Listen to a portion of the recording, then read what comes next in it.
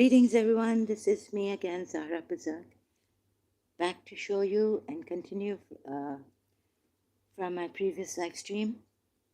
The Quran is crooked, so now I have more ayats to show you from the Quran, how it is crooked. Okay, so it goes against Surah Kahf, 18th Surah, chapter of the Quran, Ayat 1, Praise be to Allah who has revealed to his servant the book devoid of all crookedness. Now the footnote from Quran.com under this ayat, the website Quran.com, thank you very much. It says that there is nothing intricate or complicated in it that may be beyond anyone's understanding. Nor is there anything that deviates from the straight path of the truth and thus cause hesitation in the mind of a truth-loving person. No, it's not true. You see? So thank you, Quran.com has explained it well, succinctly in the footnotes under this Surah Kahf Ayat 1. Thank you so much. So then, now there are other ayats like in Surah Nisa ayat 135, believers be upholders of justice and bearers of witness to truth for the sake of Allah, even though it may either be against yourselves or against your parents and kinsmen, or the rich or the poor. For Allah is more concerned with their well-being than you are. Do not then follow your own desires, lest you keep away from justice. If you twist or turn away from the truth, meaning twist the truth or turn away from it, know that Allah is well aware of all that you do. So if you twist or turn away from what? The truth, in brackets. This is put in brackets here in Surah Nisa at 135. So I'll show you the twists and turns in the truth in these Quran ayats, which I have chosen to show you for now here. Okay, and then we have Surah Nisa at 141. These hypocrites watch you closely. If granted, if victory is granted to you by Allah, they will say, were we not with you? And were the unbelievers to gain the upper hand? They will say, did we not have mastery over you? And yet we protected you from the believers. So who is protecting who? The disbelievers are protecting someone else, other disbelievers, hypocrites, from the believers. It is Allah who will judge between you on the day of resurrection, and He will not allow the unbelievers in any way to gain advantage over the believers. So there's this fear that some hypocrites were believe in the believers at that time also, that the unbelievers would be saying that to them, perhaps. That's what this ayat means. God knows. But someone, and they've said we protected you from the believers. So if you look at the Yathrib people, the Jews and the polities, Makkan pagan polities had a treaty. If anyone attacks us, then we will protect each other, become united and protect ourselves and each other from the attacks. Could it be about this, them saying, so against them, Allah is saying this. When I was a Shia, it wasn't clear. You see this ayat, but like they will say, no, these are like, I thought, these hypocrites watch you closely. So they're also hypocrites, they're disbelievers, unbelievers. Some ayats have this translation for disbelievers as unbelievers. So you would think, yeah, the believers, like we had mastery over you, we protected you, and all this. They could say that. The hypocrites, very first class, high class hypocrites, A class. But uh, closely examining these verses, I come to the conclusion that that's not true the way I thought about it as a Shia, right? Now, why? I'll show you how it unwinds and becomes crooked. And against what I thought as a Shia about this verse, Surah Nisa 141, about these hypocrites. Even Allah claims. So Allah is claiming, and at that time, I believed in Allah, and this is the word of Allah. So there were such hypocrites who used to say, when they gained mastery over you, sorry, there's something in the background sound. If you can hear it, I'm sorry about that. If it's distracting you, it's kind of now distracting me. So please bear with me. For now, this sound will go in a few minutes. They will say, did we not have mastery over you? And yet we protected you from the believers. So then, yes, when I looked at the other ayats, that this isn't clear whether in Surah Muhammad, like, right, also, like fight. No. What does Surah Muhammad say? Sorry, I just have to go. When you meet the unbelievers, in battle is in brackets, and even the Quran ayat, excuse me, Arabic word doesn't mention in battle in this ayat, Surah Muhammad, the 47th Surah of the Quran, 4th ayat, right? So, kind of weird, not clear, right? Not clear.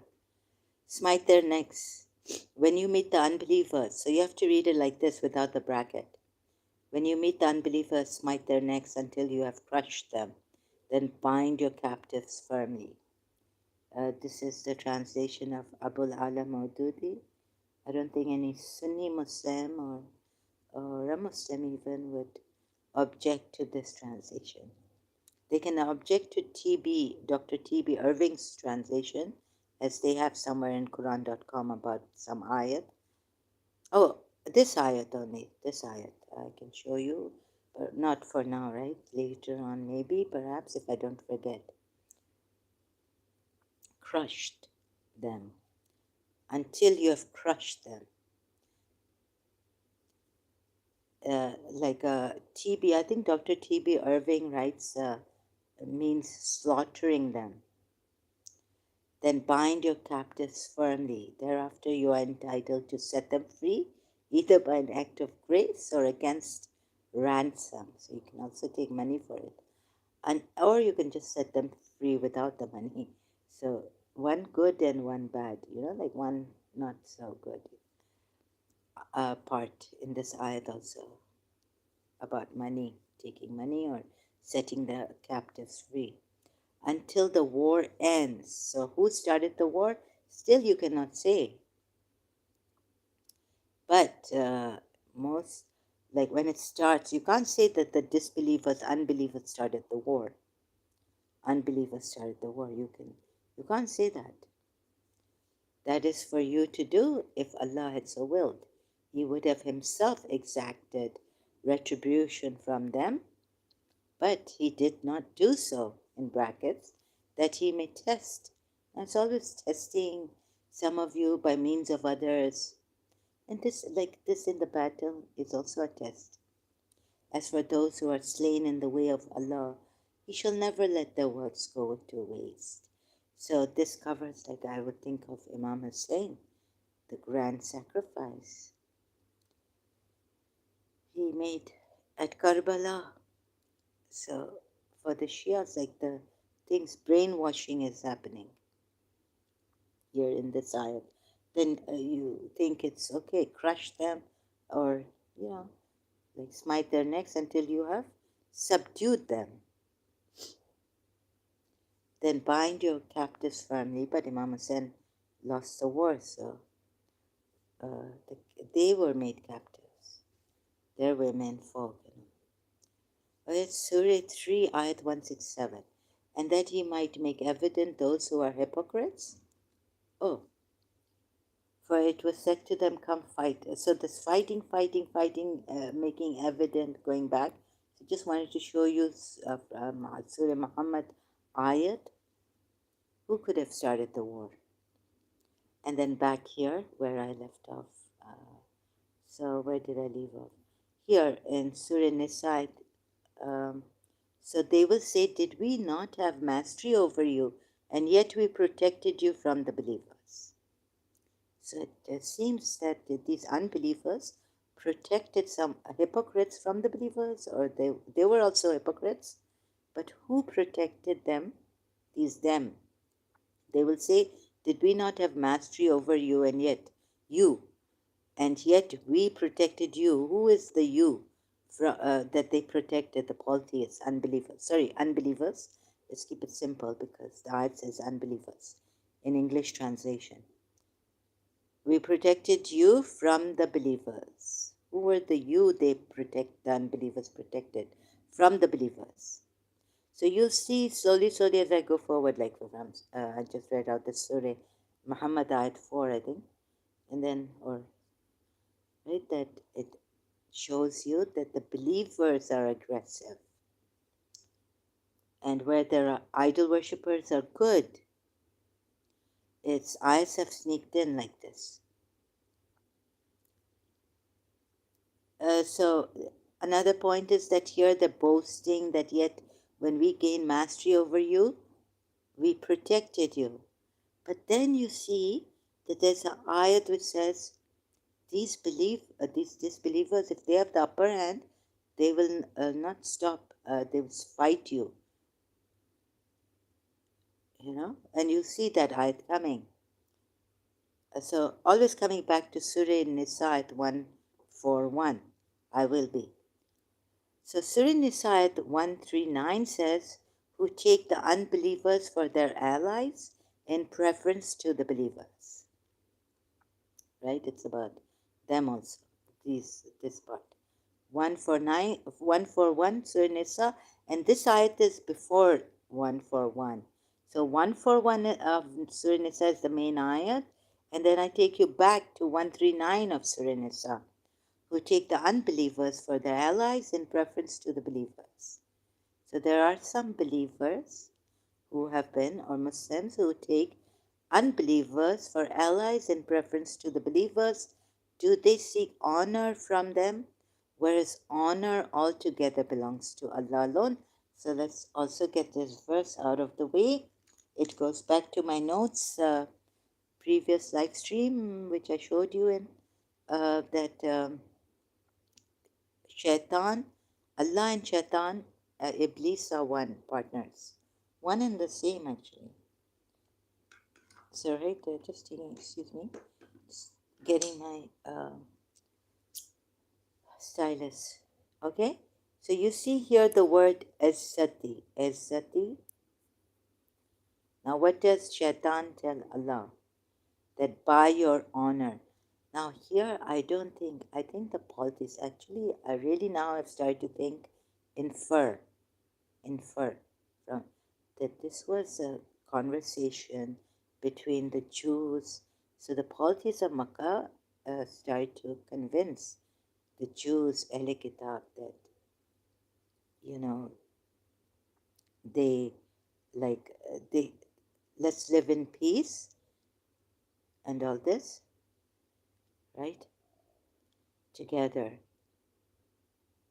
And they actually were saying that, you know, if this Quran, I don't know how to put it now, like this is Sati. You see, because in the Quran ayat it says, Iblis said to Allah at that time in the High Assembly, Surah Sad ayat 82 now, 38th chapter of the Quran, 82 ayat.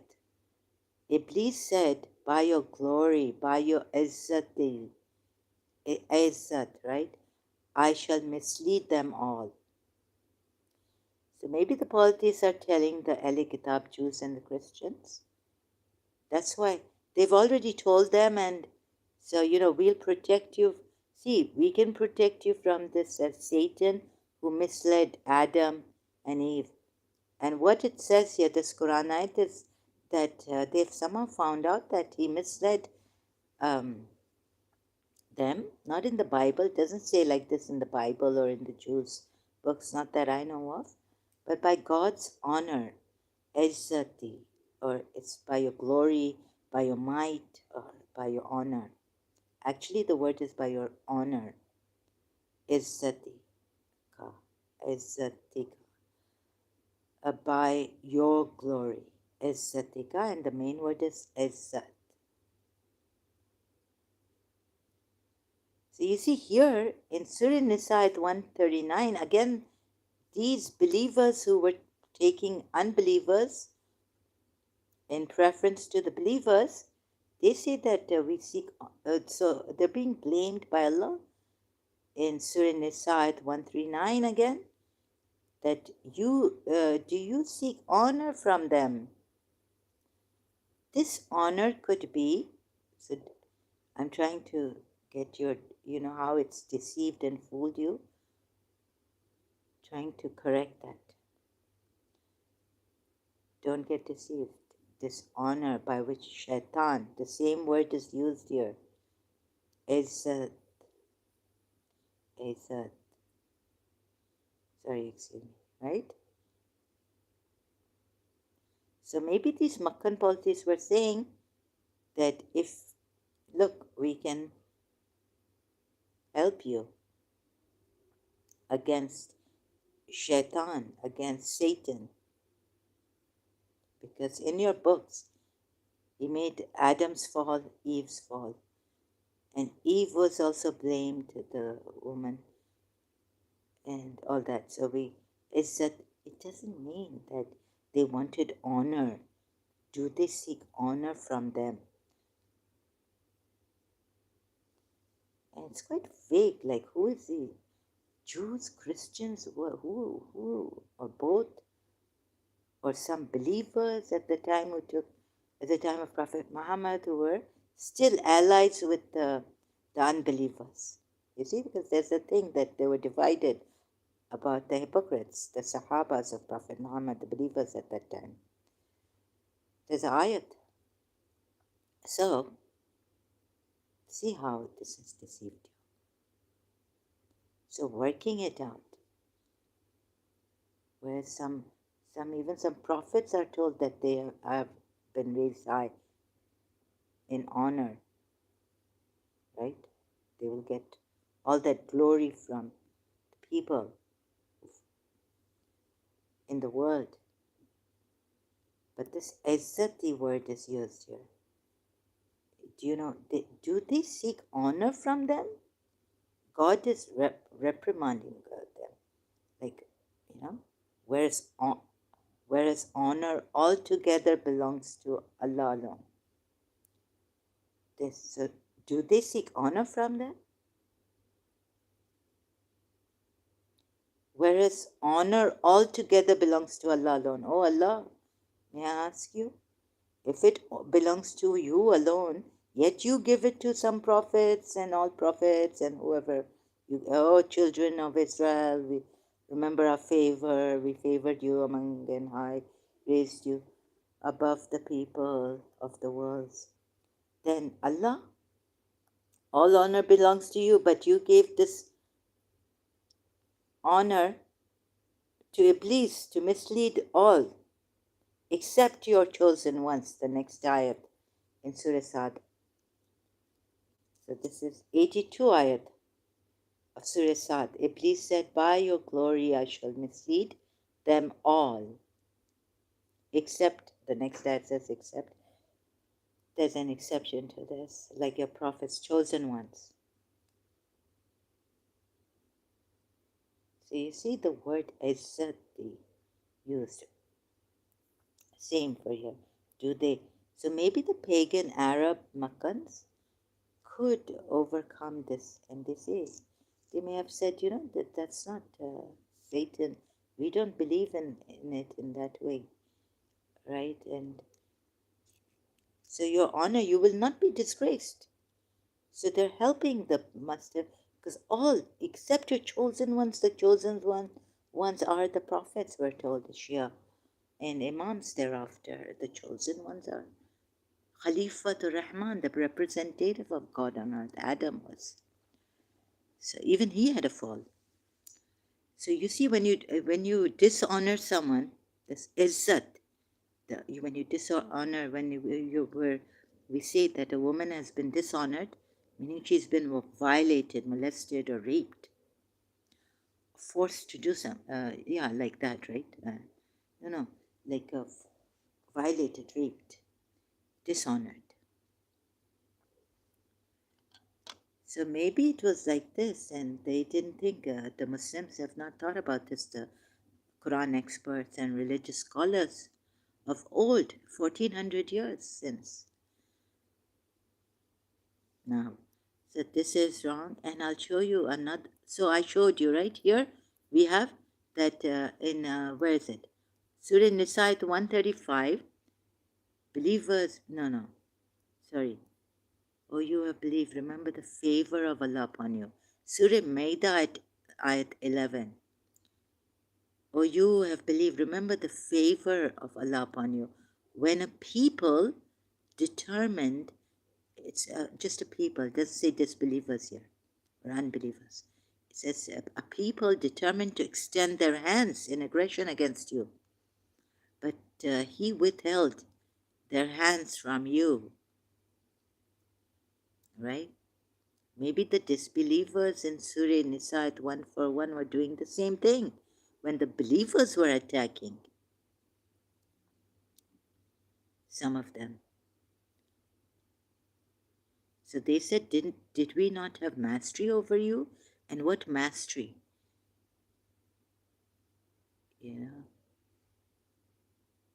Like, no more can Satan whisper all the time, and you have to seek refuge in Allah. Even in Surah Fussilat, after saying Allah is one and being steadfast on that path, that there's only one God, that there is Allah.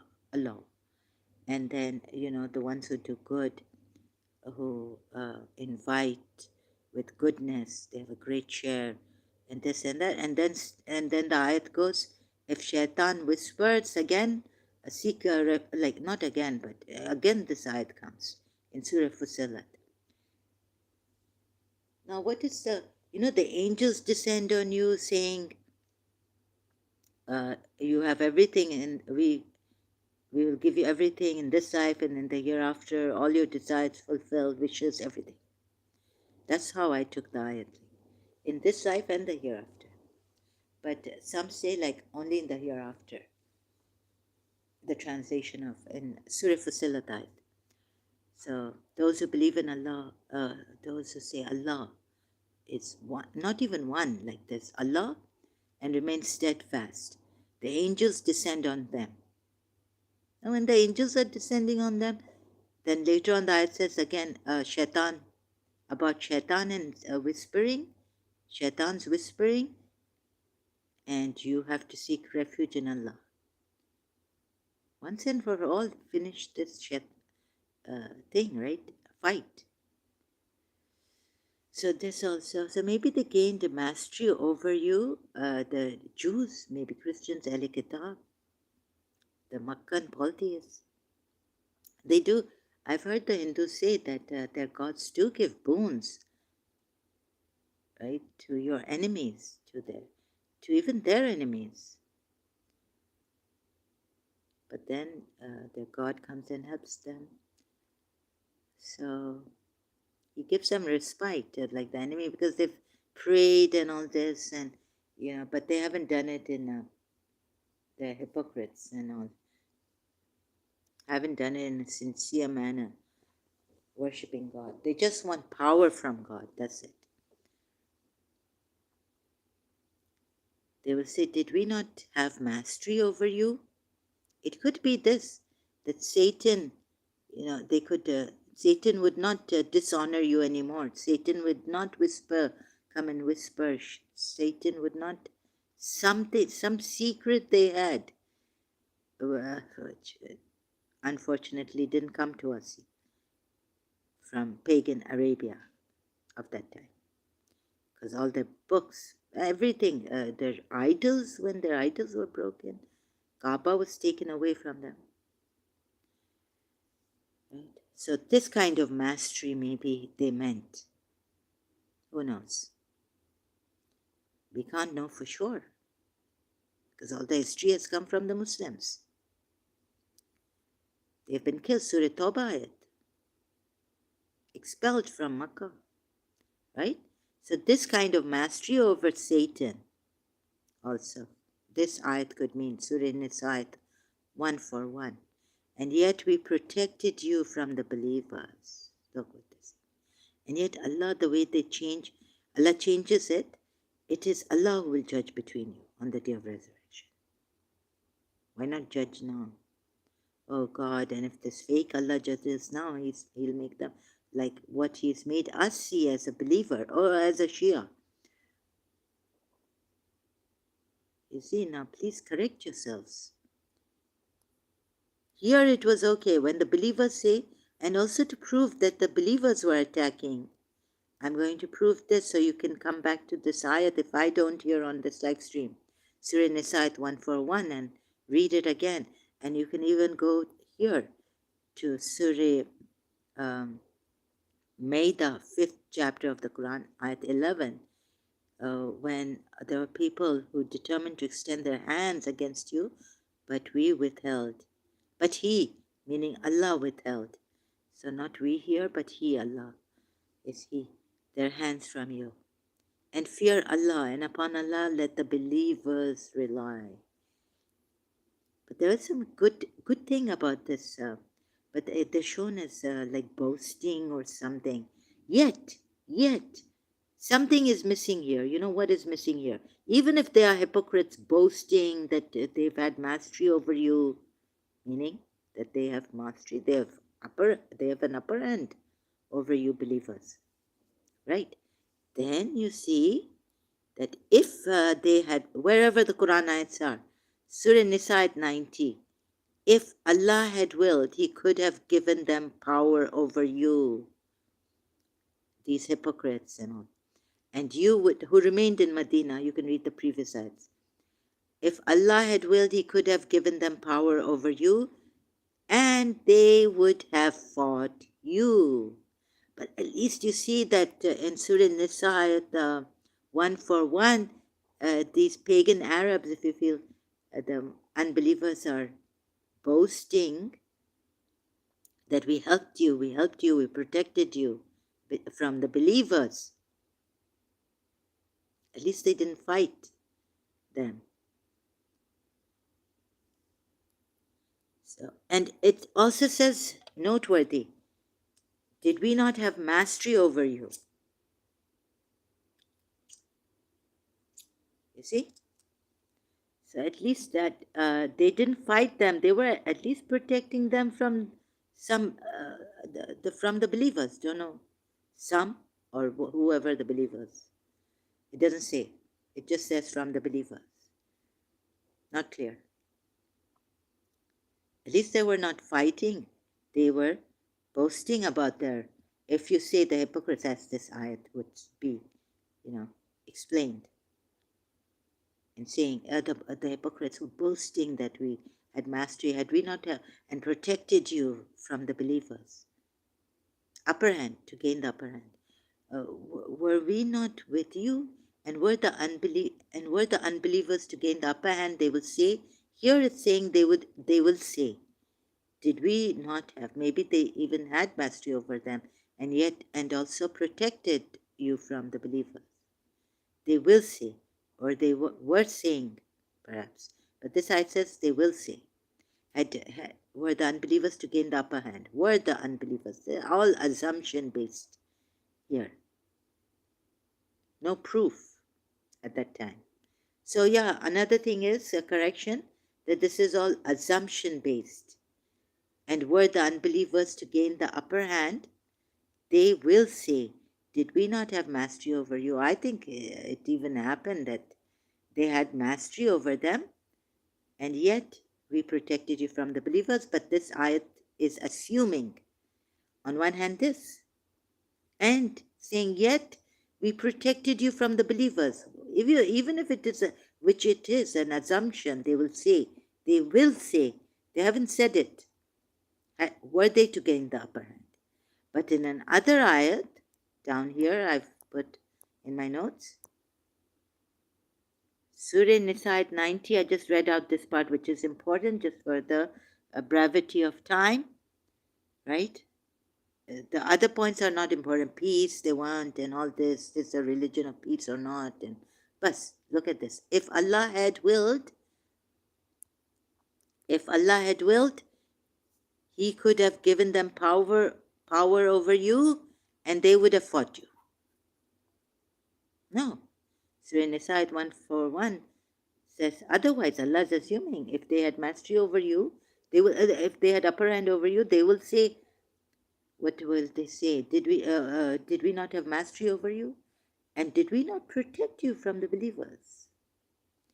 So that's an assumption of Allah in that ayat. But now this says, contradicting that ayat. So how it's contradicting, you can see. If Allah had willed, He could have given them power over you, and they would have fought you. Surah Nisa 90. Contradicting Surah Nisa 141. Then we have another ayat, Surah 60 ayat 2. If they gain dominance over you, if they gain upper hand, same thing. They would, these unbelievers, if they gain dominance over you, they would to you as enemies open. Mubin is used. Some translations are like this.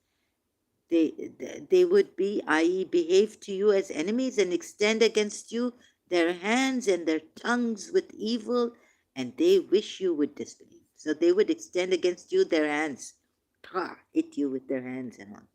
At least one take a sword and cut your throat, like the believers are told, and on your fingertips, where you say that, oh, that's against the war, that's offensive. That's against the offensiveness they took, right? They became offensive, the disbelievers. So that's against them. Strike at their necks. There are two ayats like this. In Surah Muhammad is one. Surah Muhammad is one ayat, and the other ayat. Now you see, when you meet the unbelievers, smite their necks until you have crushed them. In battle is the brackets. So who knows who started the war here? Then in Surah Al Imran, verse 3 Surah of the Quran, 167, and that He might make evident those who are hypocrites. Again, fighting. Now, for what reason? See, here you're told that He might make evident those who are hypocrites. For it was said to them, come, fight. Oh, who is the aggressor? Come fight in the way of Allah, or at least defend. Like, defend whom? Some say defend yourselves here in brackets. They said if we had known, there would be battle. In brackets, there would be battle. We would have followed you. They were nearer to disbelief that day than to faith, saying, now these are the Sahabas of Prophet, now some Sahabas, saying with their mouths what was not in their hearts, and Allah is most knowing of what they conceal. Then we have Al Imran ayat 143. I'm going up and down even in Al Imran. Ayat 143, and you had certainly wished for death, telling them, and it's maut, it's death, it's not martyrdom, shahada. Please see Shias, i.e. martyrdom. Okay, so killed, those who kill and get killed. So martyrdom, death, maut. We are told the people who die in the way of Allah, death in the way of Allah. And you had certainly wished for death. What kind of death did you? Oh, you wish for martyrdom. But it's not, Quran doesn't have the word for martyrdom. Shaheed and Shahid, those who die in the cause of Allah. Certainly you wish to spend your life in the way of Allah. It should have been written like that, not death. I martyrdom, okay. But wrong. I would say better. Allah, all-knowing, should have known better. Before you, how to convey the message. Before you encountered it, and you have now seen it. Before you, while you were looking on. So what does Satan do? Cause discord, fighting. He makes you split a cattle's ears. And he might evident those who are hypocrites. Come fight in the way of Allah. I've done this. You know, there's the other ayat where he makes you goodness, livestock, cattle ears. He makes you split, spit. What do you call that? Word is not coming. Cut cattle's ears and God knows what. Oh, I forgot to put this ayat maybe here. Maybe it'll come later. I don't know. Anyhow, Al Imran verse 143. Let me complete this ayat. And you had certainly wished for death before you encountered it, and you have now seen it before you while you were looking on. I did complete it while you were looking on. Leading to death. Saying it's i.e. martyrdom. You people, your religious scholars, imams also, our imams, Shia imams. Al Imran verse 146 now. Many were the prophets on whose side a large number of God-devoted men fought. They neither lost heart for all they had to suffer in the way of Allah, nor did they weaken, nor did they abase themselves, humiliate themselves. They fought and fought and fought. So why are you, when your two wives are annoying you, you say they were tafsirs, then you have taken an oath, and on that you have forbidden yourself what Allah has made lawful for you. Surah Tahrim, Ayat 1. O Prophet, why forbid yourself? But here, you see, here, Al Imran verse 146. Many were the prophets on whose side a large number of God-devoted men fought. They neither lost heart. They didn't lose heart for all they had to suffer in the way of Allah, fi sabilillah. Nor did they weaken, nor did they abase themselves, like run away when you call. Don't call for peace when you have an upper hand. Another ayat in the Quran. Allah loves such steadfast ones, patient ones. Allah loves you. So is this, so fighting. So maybe the pagan Arabs were showing these Jews and Christians at that time, or the Christians now with Jesus Christ not fighting. But the Jews at least had the Exodus with Moses and all this, wanting to kill all the idol worshippers and conquer the lands and all. So fighting. They didn't weaken, they didn't do this, they don't even call for peace. Otherwise you'll be abased. Don't come out of war humiliated. Do or die. Do or die. Surah Anfal ayat 5. It is just as when your Lord brought you, O Muhammad, out of your home. I put Muhammad here because it is you, meaning Muhammad. Now who has been brought out of the home? If the pagans brought Prophet Muhammad out of the home for a war and battle, it means for the battle of Badr. First battle between the Meccan idol worshippers and the Muslims. Battle of Badr, in truth. While indeed a party among the believers were unwilling. Your Sahabas, you see, and how he believes in the believers. In another ayat, I don't know where, Surah Baqarah or somewhere, when they were these unbelievers were saying, No, we are with you and all this, the believer. But what this prophet, what was that ayat also I should have brought here in my notes? Very important for this. Anyhow, I apologize. I didn't bring it here. I forget. Excuse me. I had some heavy food. I think my side could be bleeding, a liver or something. So bleeding doing this. Because they're very heavy, deep fried pakoras. I think it's not good for my liver. Maybe the side feels like it's wet and it's hurting. Sorry, excuse me. Ouch. Ooh, please bear with me. So, Surah Anfal at 6, they disputed with you. You know the Sahabas with the Prophet. They disputed with him about the truth, in truth. Now, if the pay would Allah, no, sorry, Surah Anfal ayat 5, sorry, I missed the point here. The Lord brought you out of your home in truth, okay, to fight those pagans who had brought the army. Maybe this is how you want to take this ayat. For truth, in truth, while indeed a party. Yeah. The Lord could have said, be like Buddha.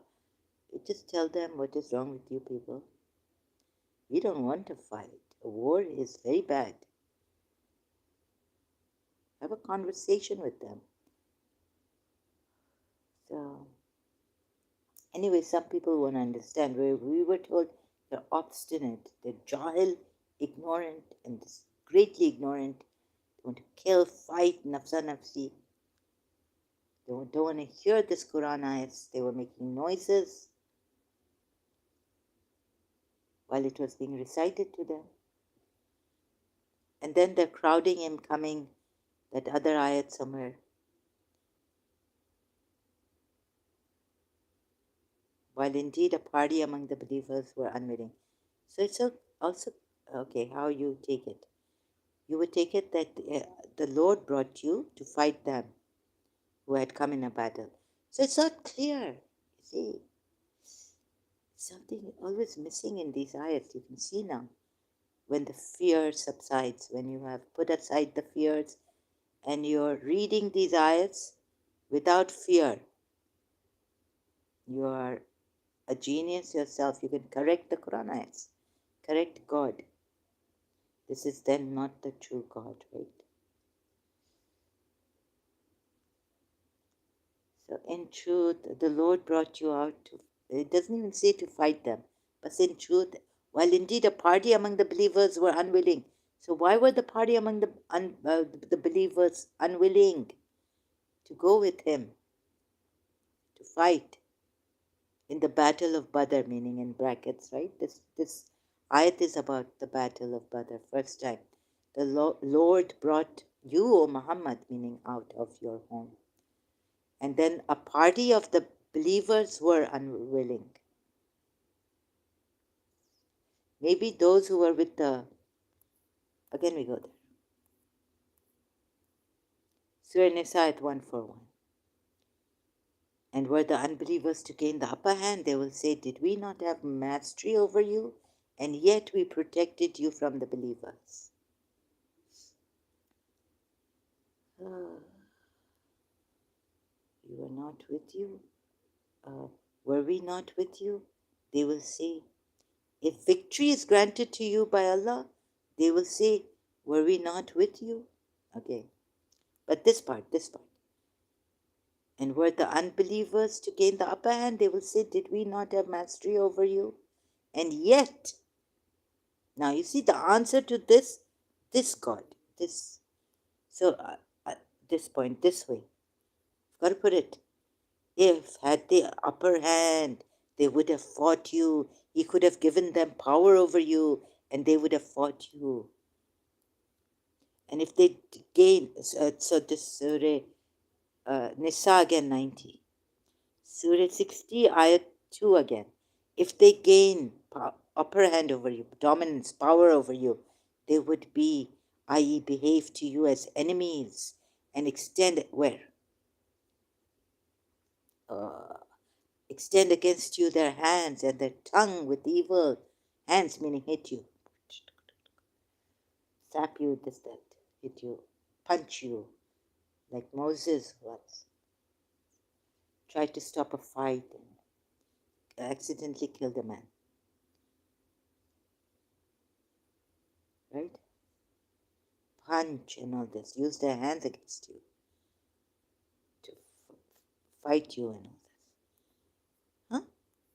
So they will say, did we not have mastery over you, and yet we protected you from the believers? So they're just boasting. They're just boasting. They don't mean it. And Allah is also just assuming about them here. So Allah is assuming this about them. And then what this means is that the unbelievers are boasting,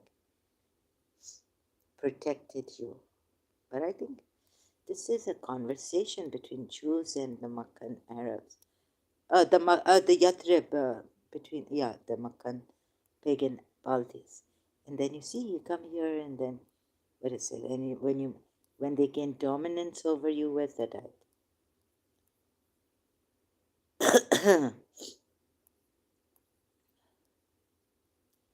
60.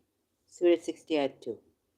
If they gain dominance over you, they would be to you as enemies and extend against you their hands and their tongues with evil, and they wish you would disbelieve.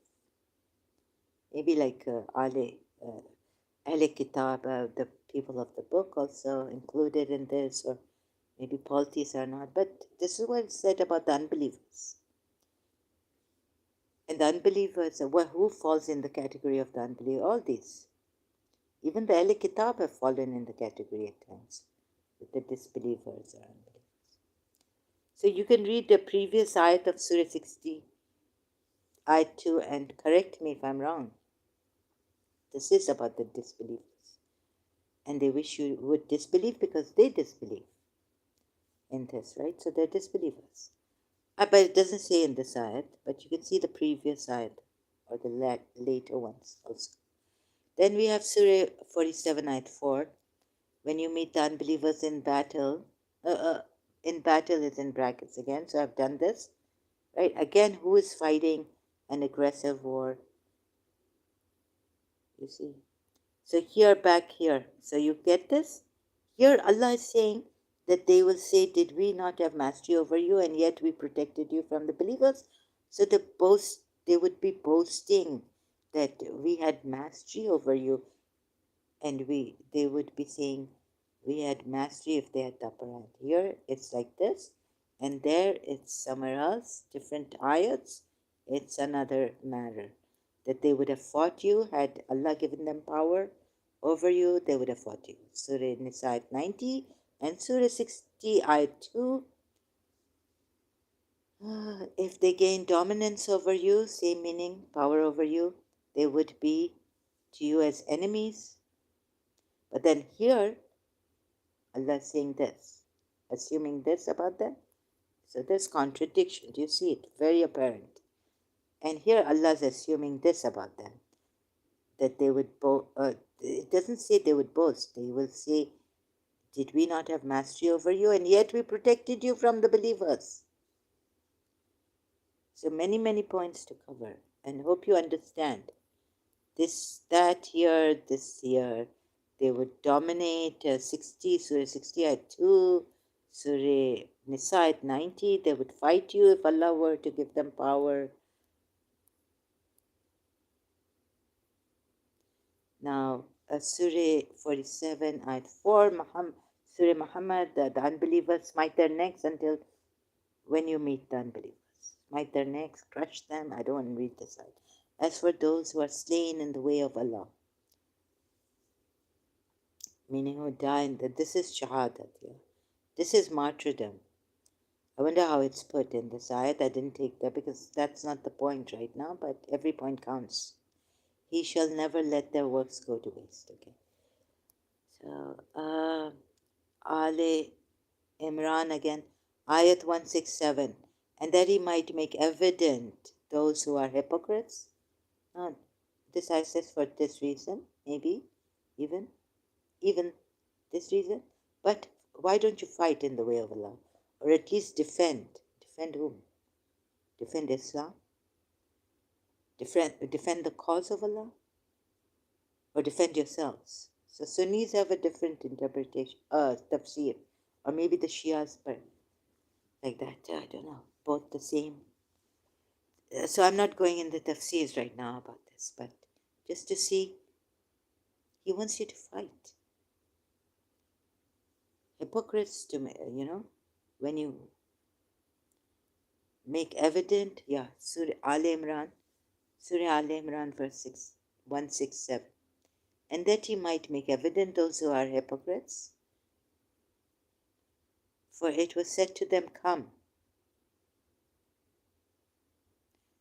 So please don't jump to conclusions. This ayah says that he might make evident those who are hypocrites.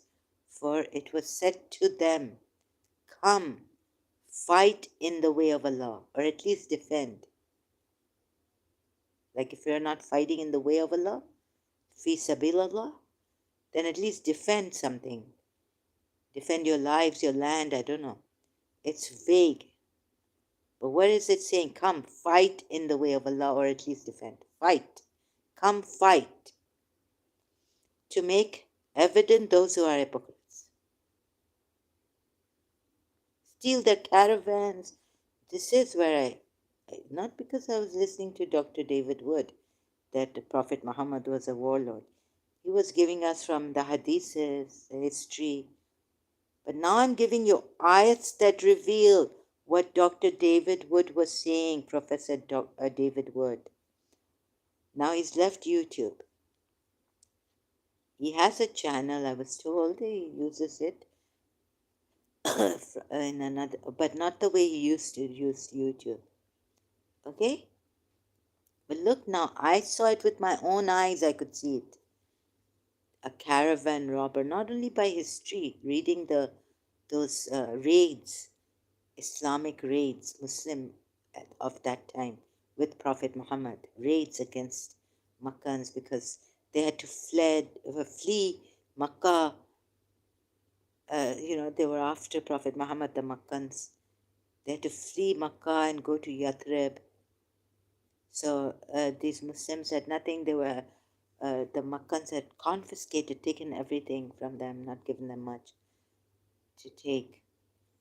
And so they had to, the Muslims say that they had to attack the caravans and all that, right? In history, you can read why they had to do the raiding on the Meccan pagan Arab caravans. Come fight in the way of Allah, or at least defend. They said if we had known a battle, see, it's not clear, we would have followed you. They were nearer to disbelief that day than to faith, saying with their mouths what was not in their hearts. Again, hypocrites. And Allah is most knowing of what they conceal. So Allah wanted to distinguish between, make evident, actually expose the hypocrites. So this, again, I've done this ayat before. So again, back here. Praise be to Allah, Surah Kahf ayat 1. Praise be to Allah who has revealed to his servants the book, devoid of all crookedness. What does this mean? Thanks to Quran.com. Under this ayat footnote 1, that is, there is nothing intricate or complicated in it. Very clear, very clear. Nothing intricate, like, web intricately woven in detail, like too much intricate, like, what do you call that? Or complicated, like too complicated to unwire. My head's now haywired, right? Read with in it that may be beyond anyone's understanding. Anyone's understanding. Even a child's understanding of it. nor is there anything that deviates from the straight path of the truth. What is the straight path of the truth? That the truth may not, okay, but at least you know that the truth may not be twisted and turned. Straight path of the truth, and meaning there's only one God, maybe. And Surah Yasin, by the Quran, full of wisdom, thou art indeed one of the messengers on a straight path. Sirat al-Mustaqim, from the straight path of the truth, and thus cause hesitation in the mind of a truth-loving person. Of course, it has caused many hesitations. Now it's beyond hesitation. It's made me sure I'm an ex-Muslim, and there's crookedness. You see? See the vagueness, the intricacies, the twisting and turning of truth, the assumptions against another thing, against the disbelievers. And then Shaitan, definitely Allah and Shaitan. Remember my notes I did on live stream, showed you. Shaitan and Allah, Iblis and Allah partners. One and the same, actually, you would say. Then, where was I now? So then, I was at, I think, Al Imran, verse 167, right? And that he might make evident those who are hypocrites. For it is said to them, come fight in the way of Allah. At least defend, they said, if we had known there would be a battle, we would have followed you. They're liars and this and that. Al Imran, verse 143, and you had certainly wished for death. Oh, yes. Maut.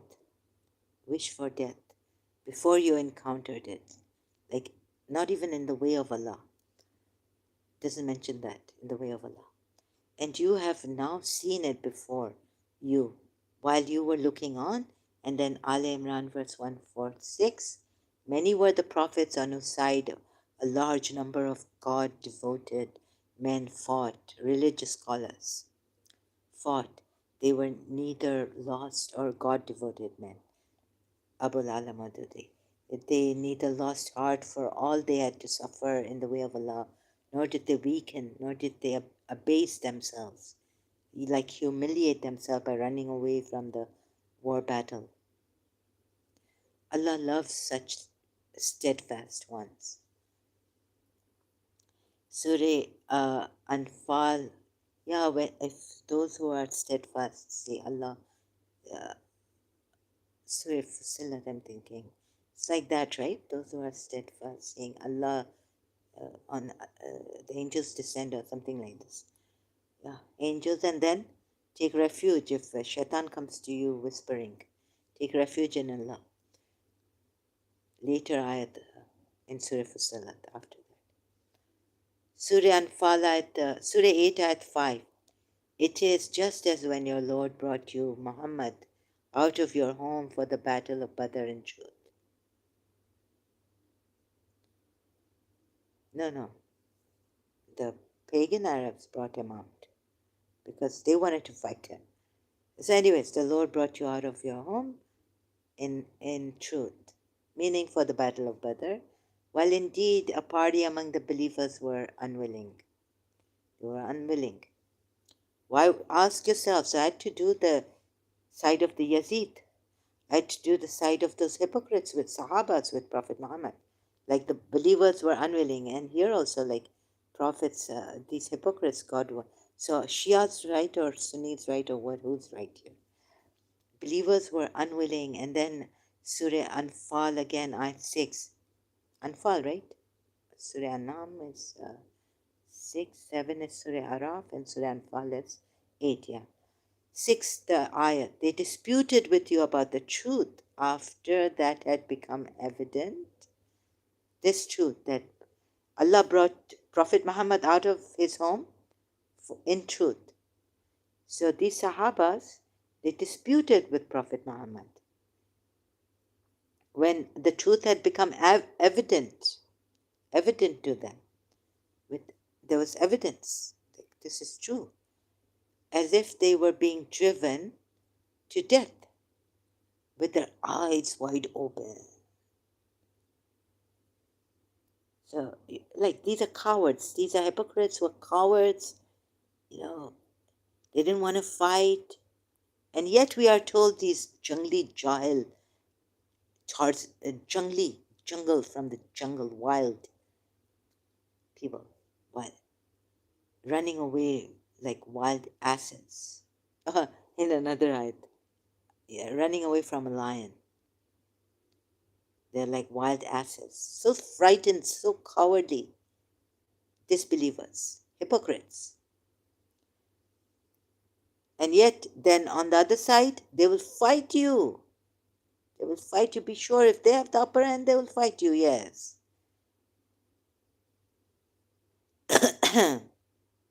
Shaitan says, fight. You will have the upper hand.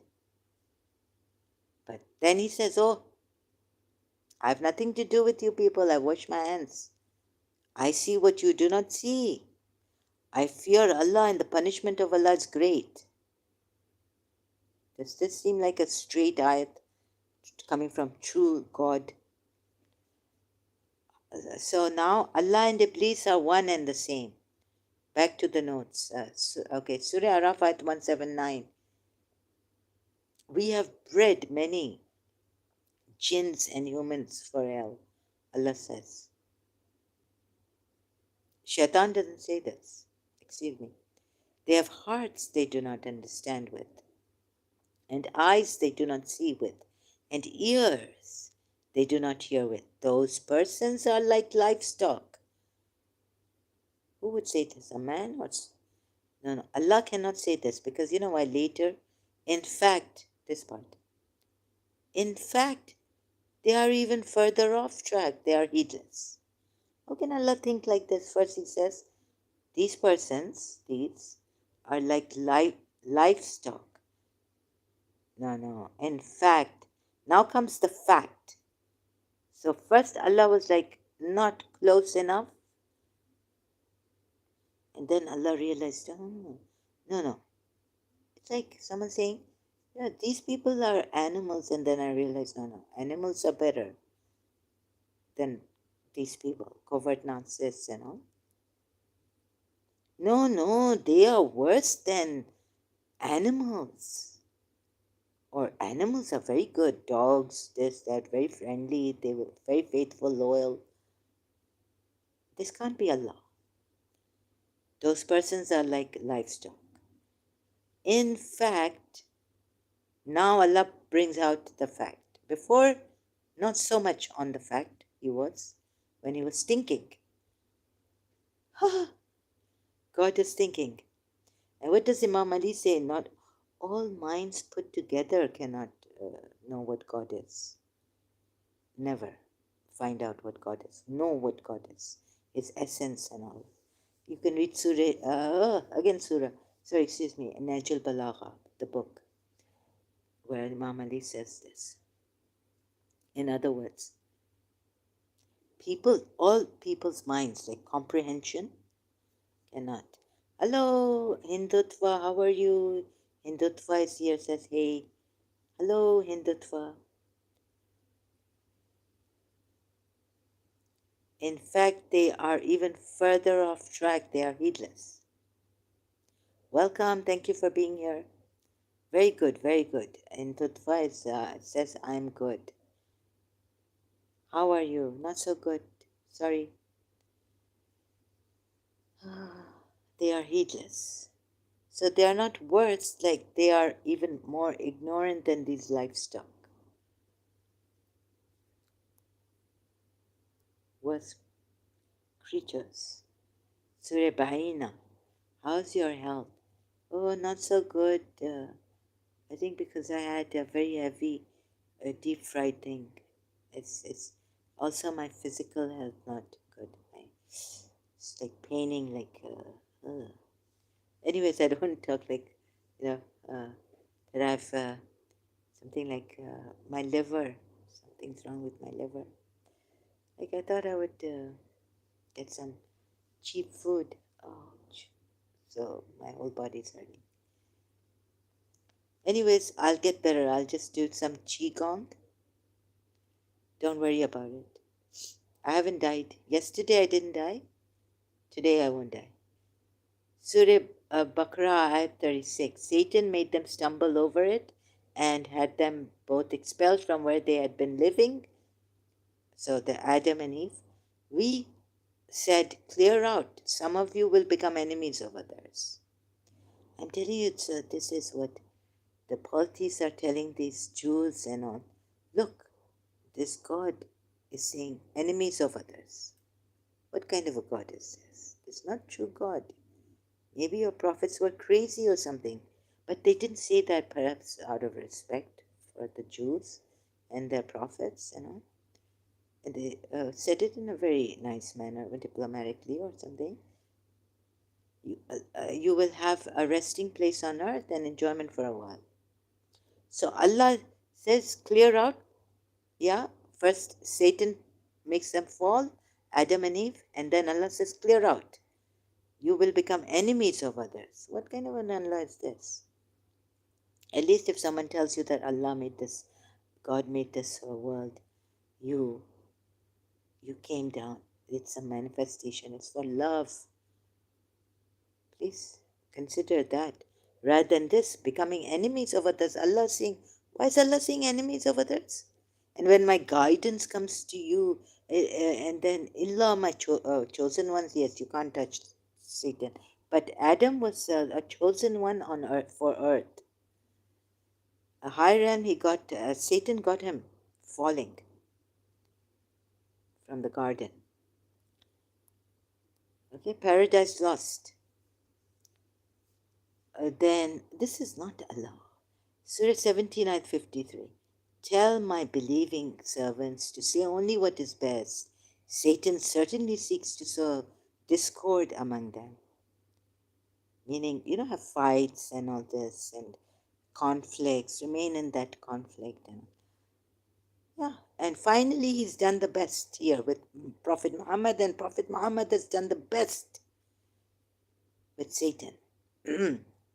Like shaking hands, and this is it, yeah, we're going to kill them.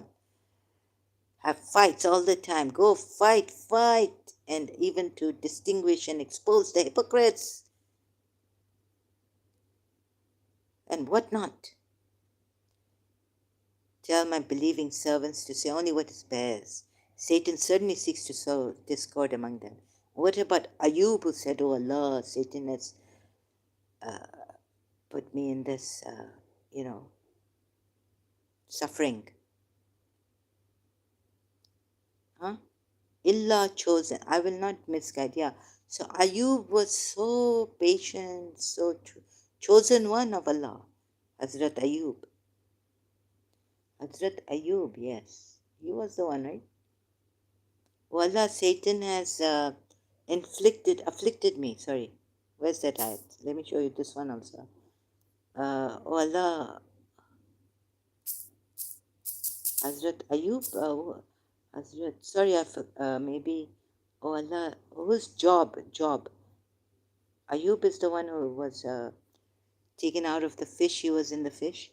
Oh Allah, Job. Satan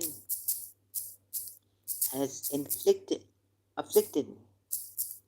Not inflicted, sorry, wrong word. Afflicted me. Quran. Who's Job? In the Bible, and remember our servant Job, when he cried to his Lord, behold, Satan has afflicted me with such hardship and suffering. Now the polities are telling them, please come here. See, you don't have to go through all these tests and trials. Man is made of hardship. Surah Balad.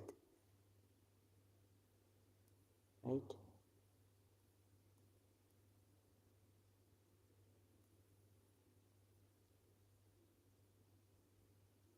Ayub, yes, Ayub. And remember our slave, Ayub, when he called his Lord, that touched me, Shaitan has touched me, Shaitan, that has touched me, Shaitan, with distress and suffering. Remember. So what's happened here? What has he told Job to do, Ayub to do? And he was told, strike the ground with your foot. This is a spring for a cool bath and drink. So this is showing you that how how patient Job was, but still he cried and complained to his Lord. And we granted him his family, like back and alike with them, as mercy from us, and a reminder for those of understanding. Those of understanding, oh God, I don't understand this. We said, and take in your hand a bunch of grass and strike. Now, if the Hindus do this to you, Muslims, how will you feel? What are you doing? Oh my God. But this is what God told. Take these leaves and all this, put it, and take in your hand a bunch of grass and strike with it. And strike what with it? Strike yourself with it. And do not, oh, it's like you take that plant when you have these boils, chicken pox and all. Take neem ka plant, I think. Neem is, what is neem in English? What herb is, I can't. So sometimes herb, right? Neem. Break your oath. Neem's very good. Take a shower with neem water. Indeed, we found him patient, an excellent servant. But Shaitan came for him. Satan came for him. Indeed, he was one repeatedly turning back to Allah, the one and only God. And remember our servant Abraham, Isaac, Jacob, those of strength and vision. Indeed, we chose them for an exclusive quality, remembrance of the home of the year after. And indeed, they are to us among the chosen and outstanding, the best. Yeah, they're the best, outstanding. They're honored. But no. So, and yeah, remember, good place of return. So, yeah, even honored perhaps. Okay, so we come back here. Tell my believing servants to say only what is best. Satan certainly seeks to sow discord among them. Satan is indeed a sworn enemy to humankind. Okay? Now, another place where it sneaks in where these policies were good. Where policies were good and ayat sneaks in the Quran. Surah Tawbah 19, same old ayat. Do you consider providing water to the pilgrims and tending the sacred mosque equal in words to believing in Allah and the last day and striving in the cause of Allah? The two are not equal with Allah. Right? You see? Whatever they do. I mean, this is a good deed. Very good. But Allah has blamed them for providing water for the pilgrims and attending the sacred mosque, taking care of the sacred mosque, equal, making it equal in worth to believing in Allah and the last day and striving in the cause of Allah.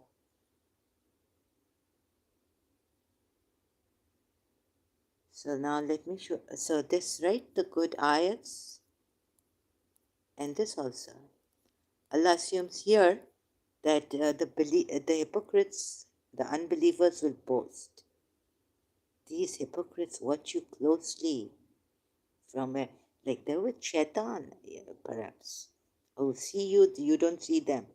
Ayat. Shaitan and its group, his progeny, God knows. And we were not with you and if victory is granted to you by Allah, they will say, were we not with you? And were the unbelievers to gain the upper hand? They will say, did we not have mastery over you? And were the unbelievers to gain the upper hand? They will say, the unbelievers would say, did we not have mastery over you, and yet we protected you from the believers?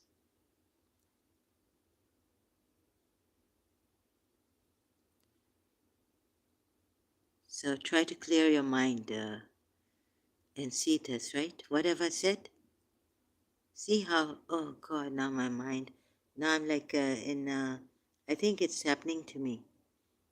So now I'm getting all confused and all this. Maybe it's allergy. So who take the unbelievers for their Allah's preference to the believers? They do they seek honor from them, whereas honor altogether belongs to Allah.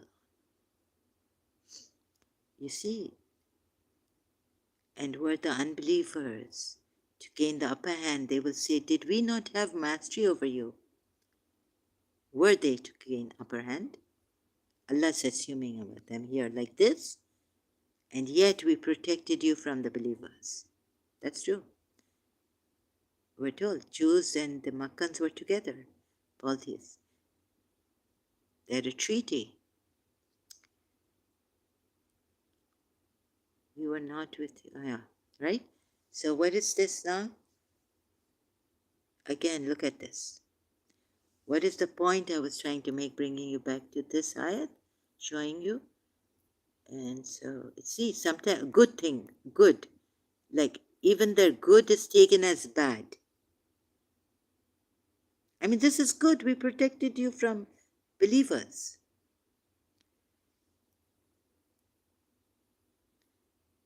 And here this, and somewhere, and here, like the water is equal to the sacred pilgrim, believing in Allah and the last day.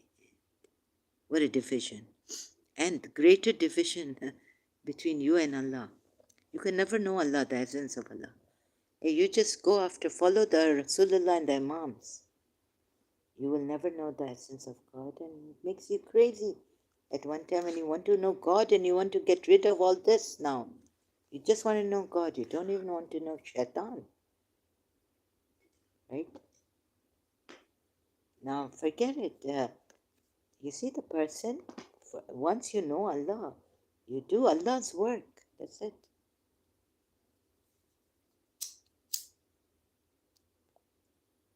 Don't spend much time in ibadat.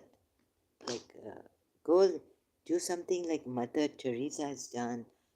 Do something like, I would tell myself this. Right? Like, do something like what Sister Gertrude has done in Karachi, Darul Sakoon. She made.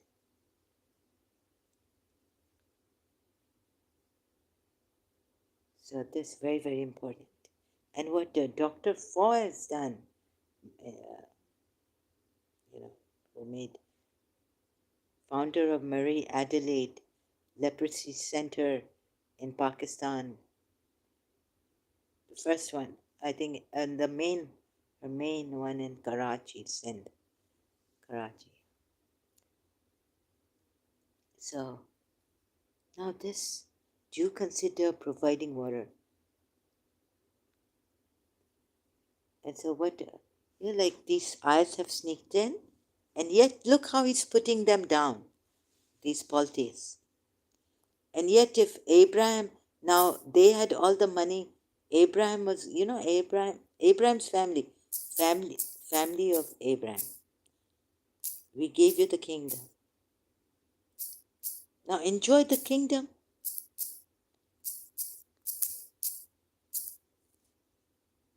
Was given the kingdom.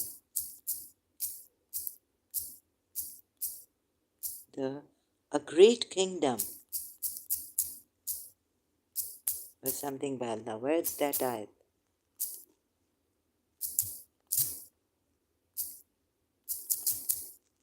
But God comes with a new messenger and tells the Jews also and the Christians of that time. Indeed, we had already given family of Abraham the book, the wisdom, and gave them a great kingdom. Or do they in fact envy other people for the bounty Allah has granted them? So they can now sit and enjoy and just, help each other. It was Surah Balad ayat. And then, no, this temporary things Allah has given you, and this your wealth, your money, This is all a trial for you, fitna. And it goes on. So it's so confusing. And then, the wealth. This is all, they think that all that is given to them by Allah or whatever they hear. So the kingdom of God is here just for God's sakes. God has given you the kingdom, family of Abraham. If you want to share with the polytheists, do share with the polytheists. Peacefully live. No. Oh yeah, I can't find. I'll just go now. Now, what do you need to practice here, people? Muslims, Momineen, Mominat, female, male believing believers. So you go there, and what is this about compassion over them? Ones who disbelieve. Those will be the companions of the right side. Then he will act like someone who believes, recommends patience, and encourages mercifulness. Right? So, what is this compassion? Oh no, Quran.com. What have you given us? Here, the following important point should also not remain hidden from view. In this verse, it has not been said, then he believed, but then being among those who have believed. This means that mere believing as an individual and remaining content with it is not what is desired. What is desired is that every new believer should join those who have already believed, so as to form a party of the believers and fight, kill the disbelievers. No, no. To bring about a believing society. You won't leave us alone, the disbelievers, which should work for establishing the virtues and wiping out the vices as demanded by the faith, as demanded by your faith. So if they're giving water, no. How can you? It's not equal. This virtue is not equal. Right? Notes. So God help these polytheists. Surah Tawbah at 19.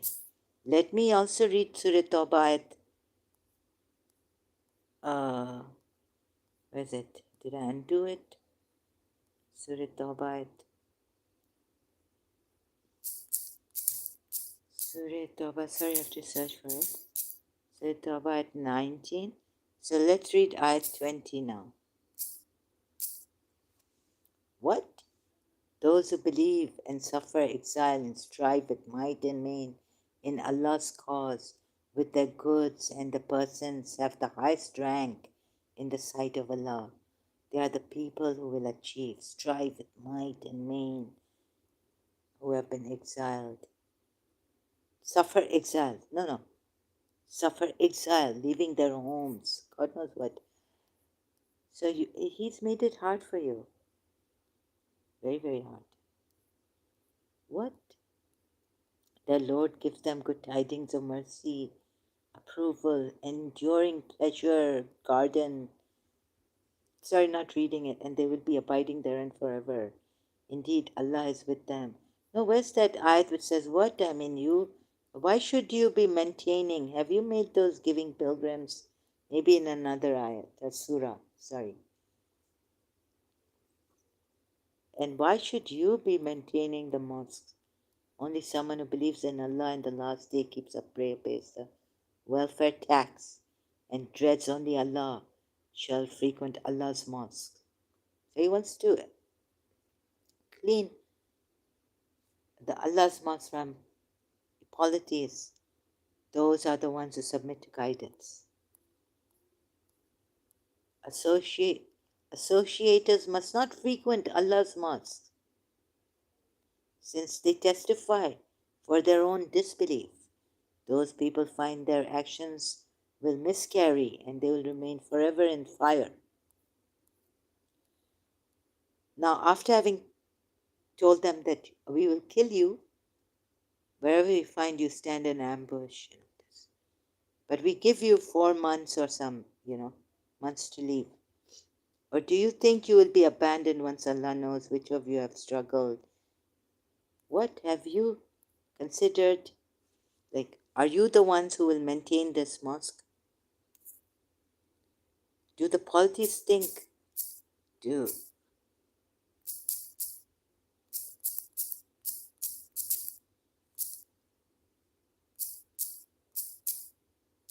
they will maintain? They will maintain. Excuse me. The sacred mosque. Where's that at? Is it in Surah Hajj? Indeed, the apostates are spiritually impure, so they should not approach the sacred mosque after this. Sacred mosque.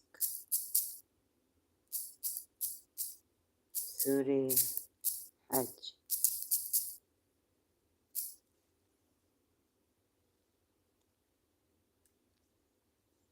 This is the thing. It is not for the polytheists to maintain the mosques of Allah while they bear witness to unbelief against themselves. These it is whose deeds are null and void. Alice, oh, this is the Shia website. No, it is Surah Tawbah at 17.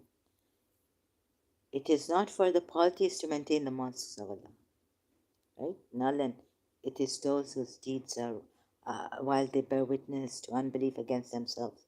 He's cleaning up the Kaaba against them. So this was his intention. So to say that you can, for you, your religion, for me, my religion. No, polytheists were fighting me. They had exiled me. They were after my life, killing me, wanting to kill me. That's why I had to. God said that you are supposed to. No, but look at the of polytheists. This fun. You see, these ayats are deceiving you. The other ayats. Other ayats would say, but how can the polytheists maintain these mosques of Allah while it was Abraham's and Ismail's? How can the polytheists maintain?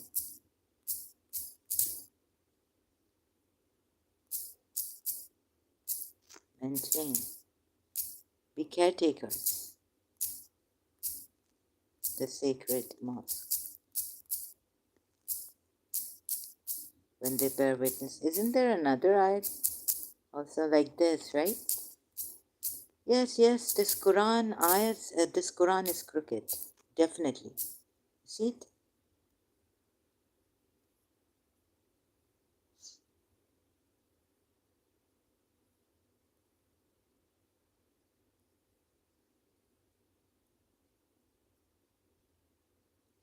Oh, Surah Tawbah 18 also. Only those shall maintain Allah's mosque who believe in Allah and the last day and maintain the prayer and give the zakat and fear no one except Allah.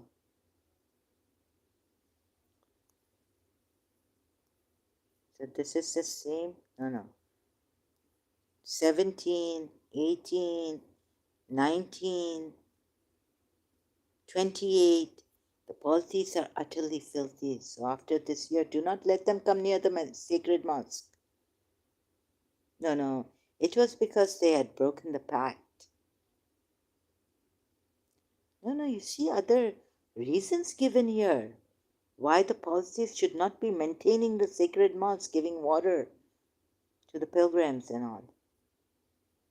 They've been clapping and whistling. Also, the rituals are pathetic. Many things like this in the Quran against them. What else is there in this? So all this you can see, right?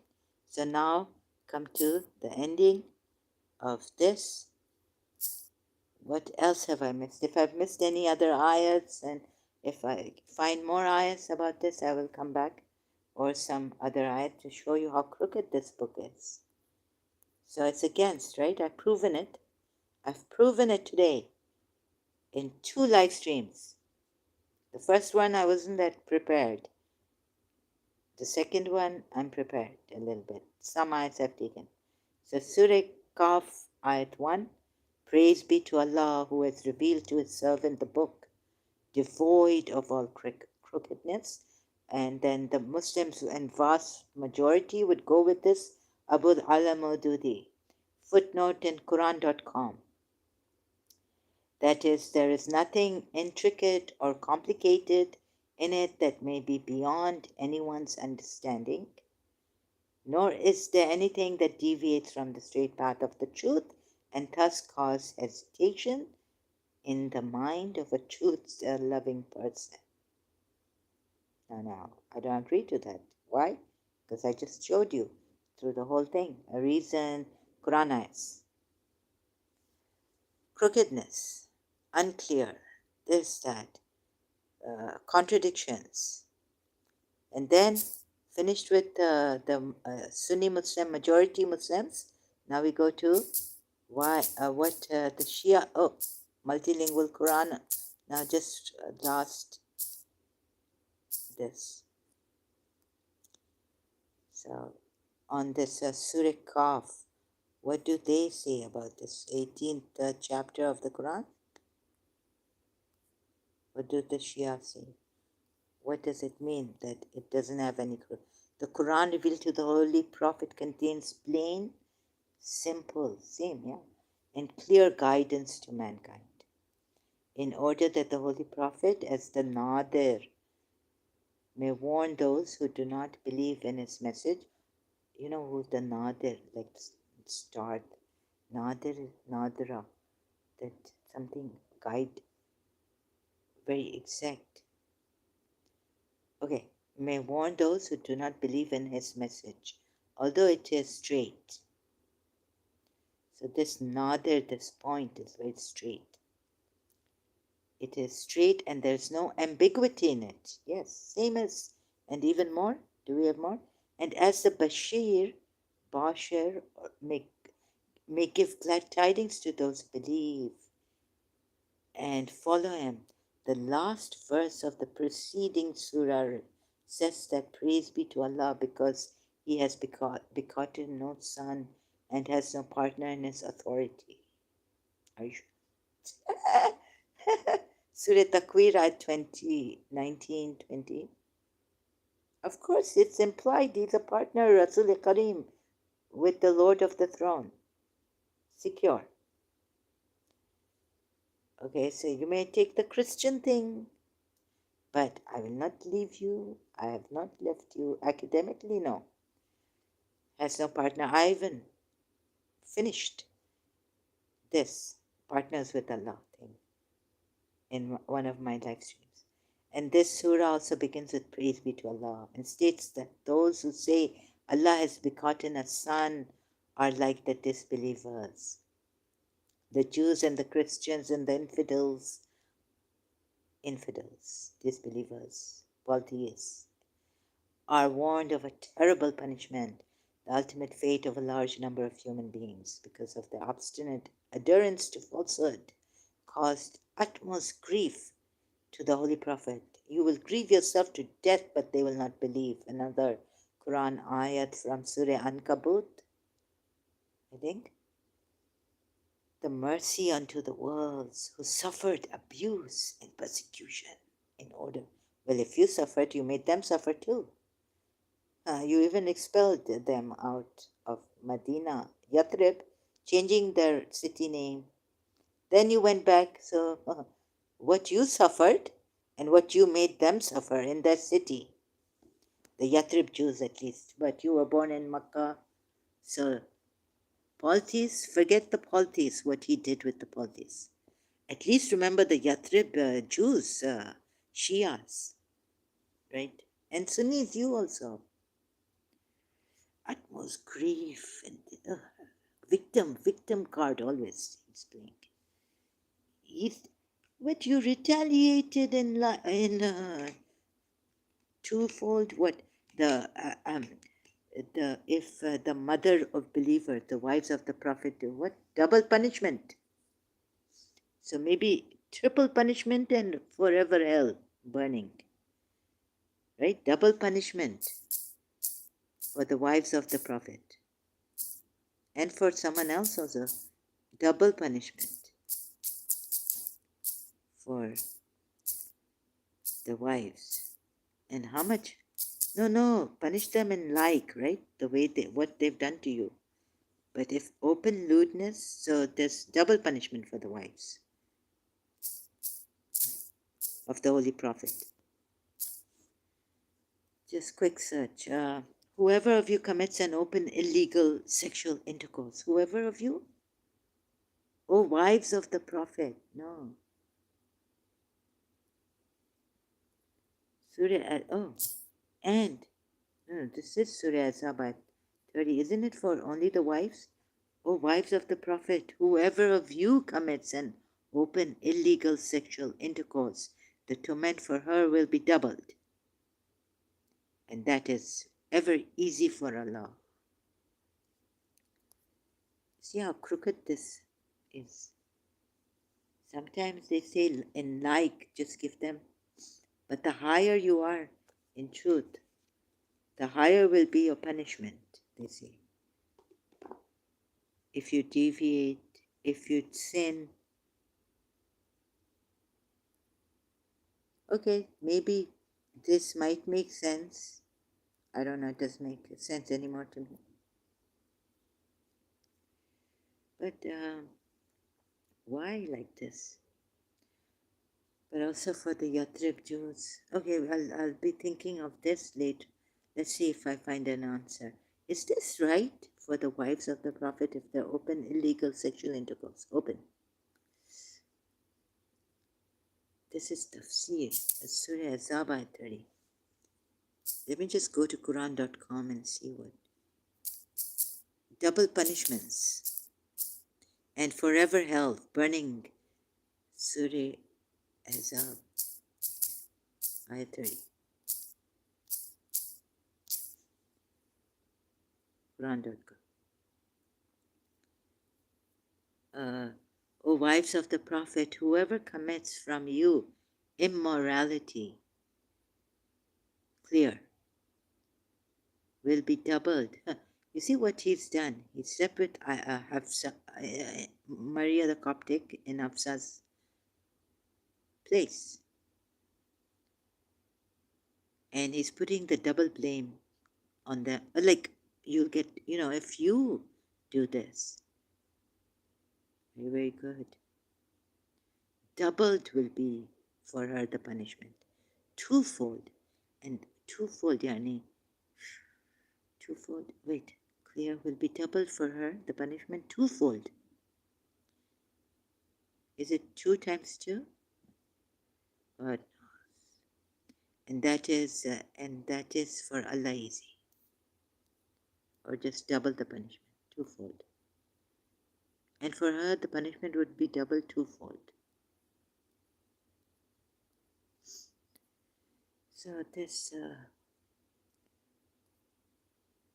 you see, someone who sins like this, a covert narcissist, he wants the others.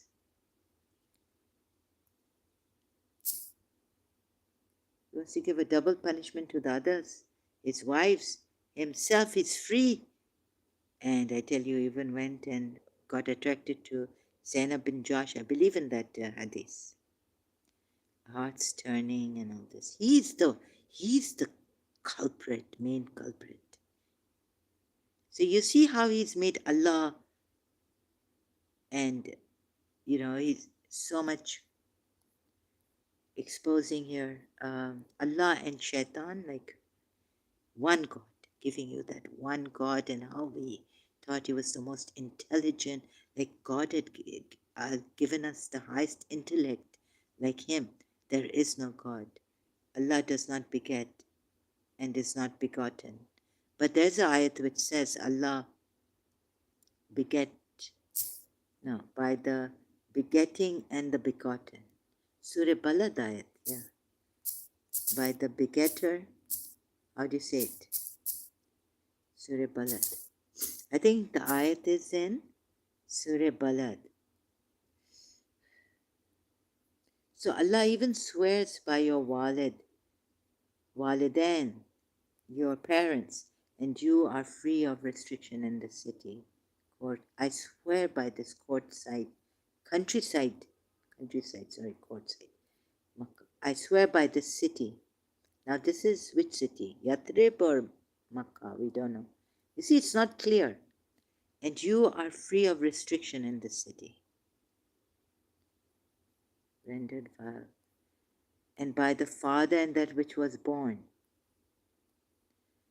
And I swear by the parent, Abul Ala Maududi, what was born, as the words father and the children he begot have been used indefinitely. What does this mean? And this is followed by the mention of man. Father could only imply Adam. Could it be a Christian ayat? Oh, God begot a son. That's why swearing. Maybe. I don't know. Father could only imply Adam, and children, the human beings who existed in the world, exist today and will exist in the future. Oh, Hafiz, Father Adam went astray for one poor grain of corn. But corn doesn't have tree. Hafiz. What Hafiz say in Persian? I don't know. So it was a tree, we are told, or a plant, right? In the garden. So, walidain, wama walad, as well as any parent and whatever he may father. So do you think Adam is fathering us? Or Allah is father? Oh my goodness! Dr. T.B. Irving. You see, this could have come from the Christian of that time. And what he may father. Oh, by every parent what he may father? No, because of the footnotes, I'm kind of father, but especially what is followed by the mention of man, father could only imply Adam here. Why? Why are the Sunni Muslims saying this? Said to be Adam. And we could even go to the Shia multilingual Quran, but I'm now tired, so I'm going to take a break. God bless you all. Hindutva, God bless you, your country, your family, your loved ones, your friends, whoever you come across, and with whoever you are with. God bless you much with them, much, always. Have a beautiful, wonderful day, always increasing in beauty and wonder. Miracles. If you want to be a healer, may you become a healer, best healer. And all of you are best. All of you are great. And all the signs of Allah are great, which are manifested here. You are a native settled on this land. You see, because the footnote saying it has to be Adam. So, and Prophet Muhammad told the pagans, like even against Abu Bakr, I think, no, against Abu Bakr was the oath. He was always so, he used to keep his oaths so well, like very, never break his oaths. Abu Bakr. So Prophet Muhammad was against it. I found that in Sunni Hadiths. But here, who did Prophet Muhammad tell not to, never to swear on your fathers? But Allah is, do not swear. Do not swear on your fathers.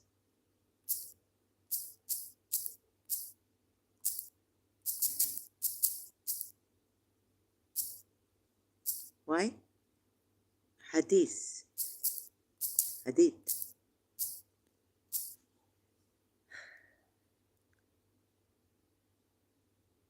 See? Sahih Bukhari, book 78, number 618 of the Hadith. Oaths and vows. Narrated Aisha. Abu Bakr as-Siddiq had never broken his oath till Allah revealed the expiation for the oaths. Then he said, if I take an oath to do something and later on I find something else better, no, not this one. Where's the Prophet? You see how he's gone expiation for your oath. That, but if you've given, he gave it to Abu Bakr here. Whenever you take an oath to do something and later you find that something else is better than the first, then do the better one and make expiation for your oath. So he tells Abdurrahman bin Sumura, the Prophet said, oh, Abdurrahman bin Sumura. So, telling Abu Bakr as-Siddiq was wrong. Indirectly. Narrated by Musa, I went to Prophet oath.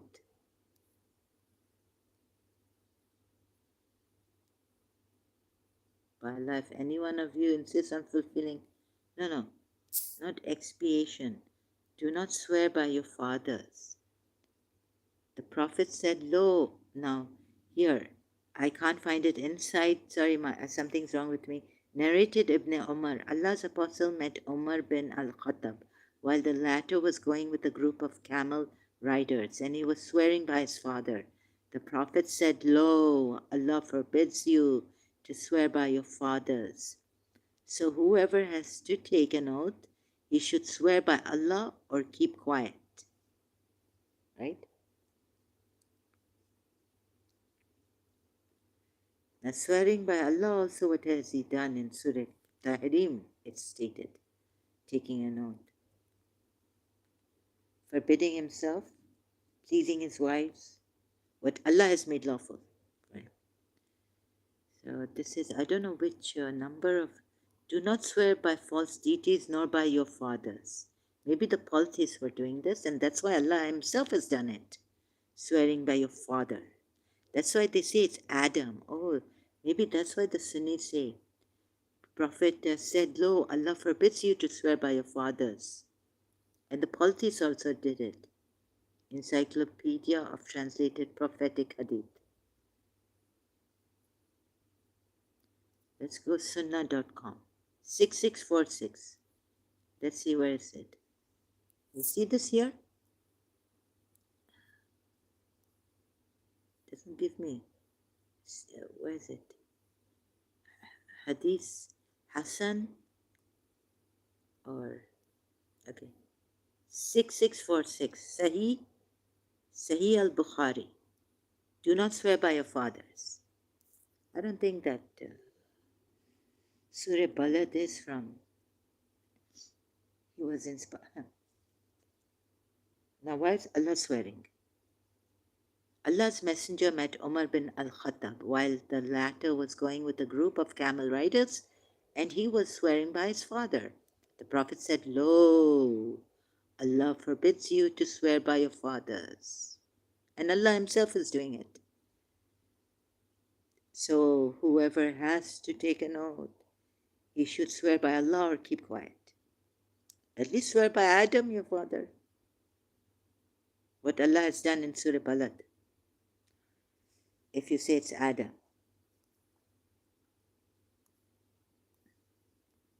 No, this is not right. And by the Father and that which was born. Allah swearing, this is by, like, swear. It's swearing. Taking an oath, like swearing, isn't it? We have certainly created man into hardship. Does he think that never will anyone overcome him? Or maybe we have made it easy for you, sent you for Christians Christ, that he take away your sins because you are in toil and hardship. And what did Jesus Christ say? Oh, Bring all your burdens. Oh, what did Jesus Christ say? Oh, weary, oh, tired, oh, those who are weary, come to me. Jesus. Oh, Bible verse. So toiled hard, you know. Come to me, all you who are weary and burdened, and I will give you rest. Take my yoke upon you and learn from me, for I am gentle and humble in heart, and you will find rest for your souls, which the Quran says is prone to evil. Surah Yusuf. Even Hazrat Yusuf says, I would have been gone for it. If God had not had mercy on me, the soul is prone to evil. And you will find rest for your souls. For my yoke is easy and my burden is light. So I'm not a Christian, just telling you that this, for the sake of truth and just for the sake of where it should be coming from, this ayat.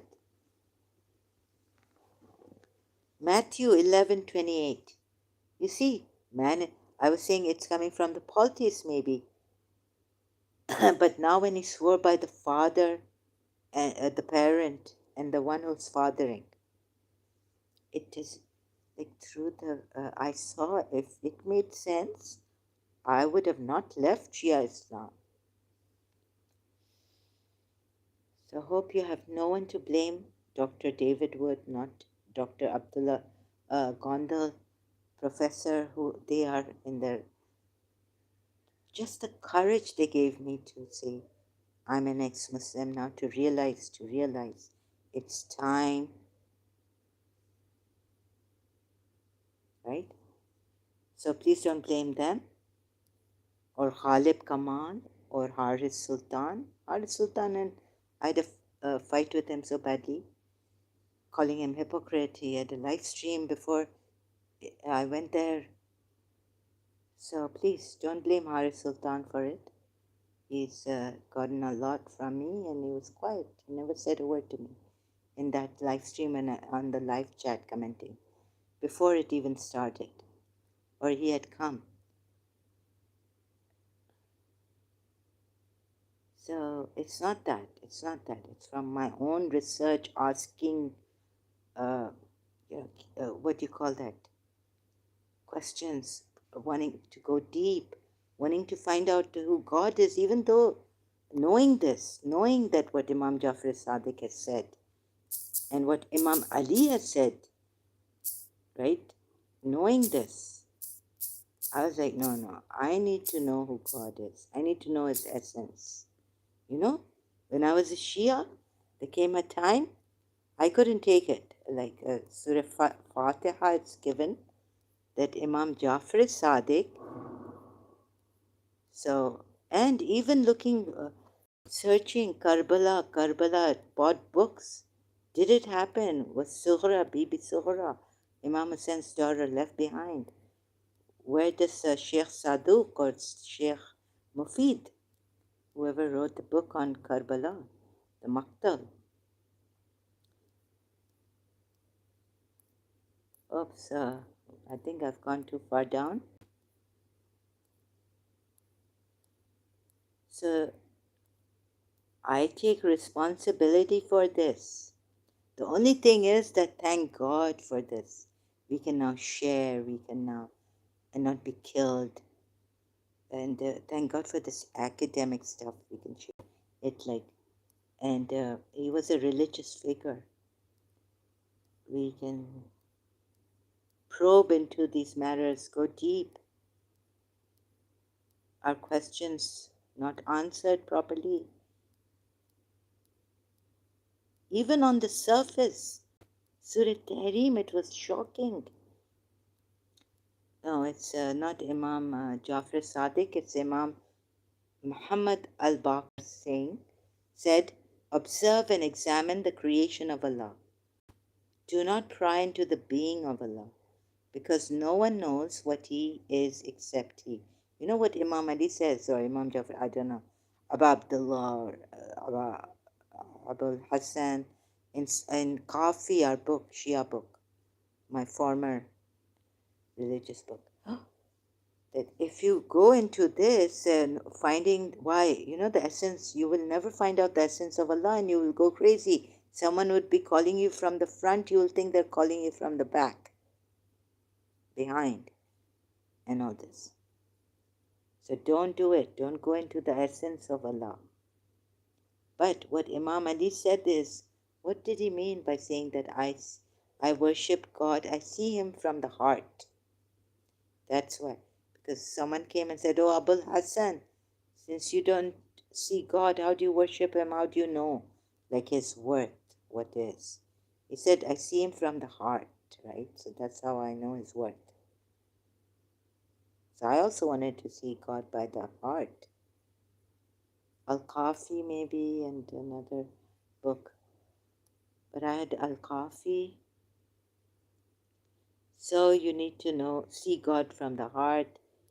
Anyways, essence of God, I need to at one time touch God. Imam Ali says, he, whom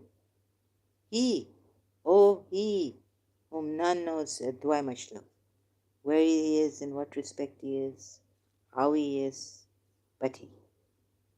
This from Dwai Mashluk. So, okay, thank you very much. I'll leave you with this. Quickly going now because I need to get some rest. And then let's see when I come back. Oh, it's late. Thank you very much in Tutfa again. Thank you all.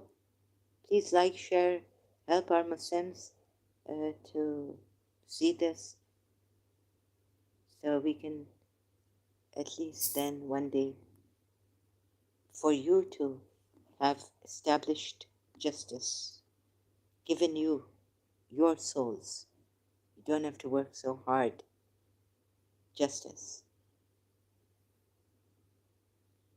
Right? Surah Araf Ayat 181. And among those we created is a group that guides with the truth and establishes justice accordingly. Dr. Mustafa Khattab, the clear book, Quran. Thank you so much. This is what I need. This is my life, everything. But money is needed, yeah. Right. So thank you for the help, support, and much grateful to you all for this. Hope one day you see it and you leave it. You see this and you leave it. The crookedness. I hope I've now clearly shown you the crookedness in the Quran ayats. Thank you very much. Have a wonderful, beautiful day always, increasing in beauty and wonder and blessings and everything that your hearts desire.